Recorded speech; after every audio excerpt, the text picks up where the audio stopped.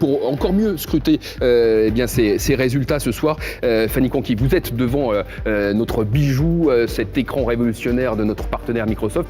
Qu'allez-vous nous proposer ce soir? Alors regardez tout d'abord, Louis, à gauche nous avons la carte des résultats du premier tour, canton par canton, coloré évidemment en fonction des résultats des différents candidats du premier tour. À droite nous avons la carte du second tour. Bien évidemment, pour le moment elle est vide, mais elle va se colorer en temps réel. Alors Marine Le Pen sera ici, c'est à Saint-Mandé, dans le bois de Vincennes, c'est au Chalet du Lac. Concernant Emmanuel Macron sera en cas de victoire ici. Alors si l'on zoome sur cette esplanade du Louvre, où devrait être Emmanuel Macron s'il remporte cette présidentielle, eh bien, on comprend mieux pourquoi eh bien, les autorités ont permis à Emmanuel Macron d'organiser ce rassemblement ici. Pourquoi ? Parce que finalement, eh bien, le périmètre à sécuriser n'est pas si important que cela. Si on le trace, ce périmètre, eh bien, on voit que c'est un périmètre d'un peu plus de 2 km à sécuriser. Et puis, quand on prend du recul sur ces deux cartes, eh bien, on constate qu'il y a, pour le vote de Marine Le Pen, deux zones qui apparaissent clairement, le nord-est, le sud-est, où elle obtient de très bons résultats. Quand on se penche dans le détail, par exemple, le Pas-de-Calais,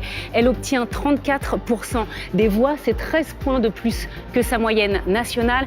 Eh bien, ça sera la première fois depuis 1969 que les Français se mobilisent moins pour le second tour que pour le premier. Alors, on va comparer aussi avec 2012 et 2007. En 2012, on était à près de 72% à 17h. Ce Chalet du Lac est un lieu privé, un lieu fermé, et donc en termes de sécurisation, c'est un peu plus simple. On va se rendre à ce Chalet du Lac.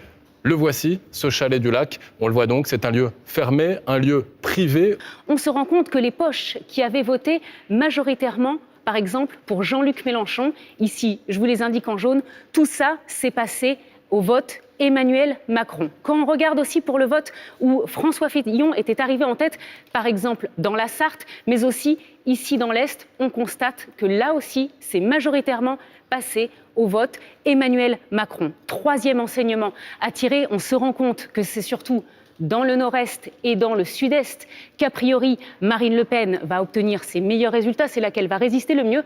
Et pourtant, on constate quand même qu'il y a des poches de vote Emmanuel Macron qui commencent à apparaître sur ces résultats du second tour.